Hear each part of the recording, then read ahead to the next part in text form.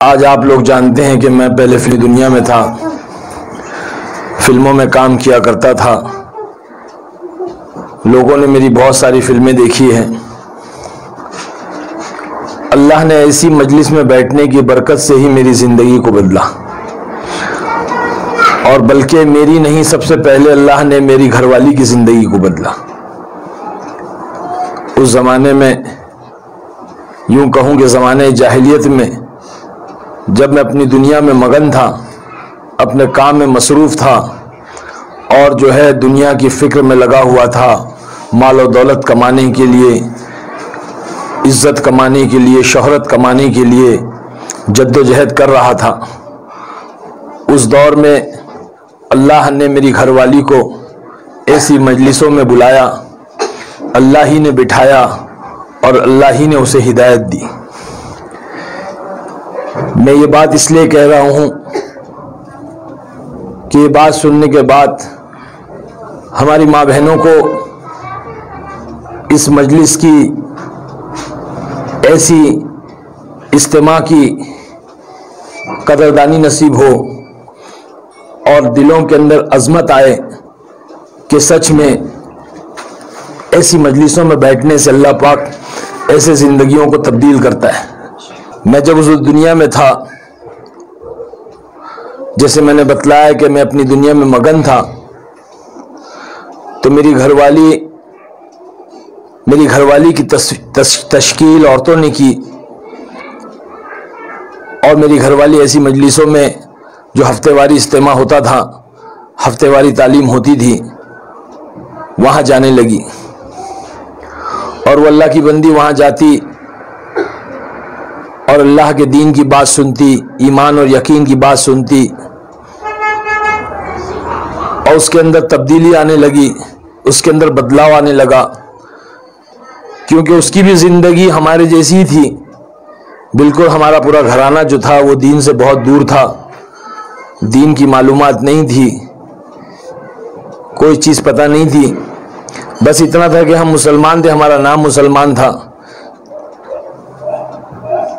تو جب ہماری گھر والی ایسی مجلسوں میں جانے لگی اور جا کر کے اس نے دین کی بات سنی، اس کے اندر تبدیلی آئی، تو اس نے مجھے دعوت دی۔ کہتے ہیں کہ جہاں دعوت ہوتی ہے وہاں عداوت ہوتی ہے، جہاں دعوت ہوتی ہے وہاں عداوت ہوتی ہے۔ تو ہم میاں بیوی کے اندر کافی نا اتفاقی پیدا ہو گئی، ہم میاں بیوی کے اندر جو ہے کافی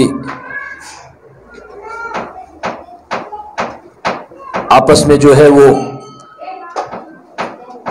کہنا سننا ہوا۔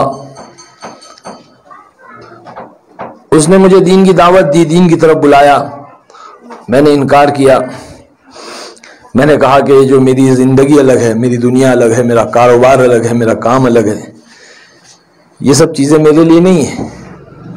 لیکن وہ اللہ کی بندی اللہ سے مانگتی، تہجد میں اٹھ کر کے روتی، نمازیں پڑھتی، دعائیں کرتی، برقع پہنتی، اور وہ اس کا الگ ہی طریقہ ہو گیا۔ خیر، اسی طرح زندگی چل رہی تھی۔ پھر اس کے بعد میں یوں ہوا کہ ہمارے بڑے بھائی، یوسف خان نام ہے ان کا، وہ بینک میں کام کیا کرتے تھے۔ اللہ پاک نے ان کو قبول کیا، وہ 40 دن اللہ کے راستے میں گئے، 40 دن لگا کر آنے کے بعد میں ان کا چہرہ، مہرہ، لباس سب کچھ بدل گیا۔ سنت طریقے کے مطابق انہوں نے زندگی شروع کر دی، داڑھی رکھ لی، کرتا پیجامہ پہننے لگے، اور اسی حال میں وہ اپنے کام پہ بھی جایا کرتے تھے۔ انہوں نے بھی مجھے دعوت دینی شروع کی، تو ایک طرف سے بیوی، ایک طرف سے بھائی، تو بڑی زندگی پریشان ہو گئی کہ کیا معاملہ ہے یار، یہ کیا چکر ہے۔ خیر، لیکن تبلیغ والوں سے بہت زیادہ غصہ آ گیا تھا کہ تبلیغ والے جو ہے ہمارے گھروں کے اندر جھگڑے لڑا دیے، میاں بیوی میں جھگڑے، بھائی بھائی میں جھگڑے، تو تبلیغ والوں سے بڑی غصہ تھا، لیکن اللہ تو اللہ ہے۔ صحابہ کے دور میں بھی ایسے ہی ہوتا کہ جب صحابی ایمان لاتے اور دین کے اوپر آتے تو ان کے گھروں کے اندر باپ بیٹے میں جھگڑا ہو جاتا، ماں بیٹے میں جھگڑا ہو جاتا، نا اتفاقیاں ہو جاتی، خیالات بدل جاتے۔ صحابہ کے دور میں بھی ایسے ہی ہوا ہے بالکل۔ لیکن ہمارے بھائی نے بڑی فکر کی، تو اس وقت میں ایک جماعت آئی تھی، اس جماعت کے اندر جو امیر صاحب تھے وہ اللہ والے آدمی تھے، بزرگ، سفید داڑھی تھی اور سفید لباس پہنے ہوئے تھے، اور کیونکہ سفر میں لباس جو ہے میلا کچیلا ہو جاتا ہے،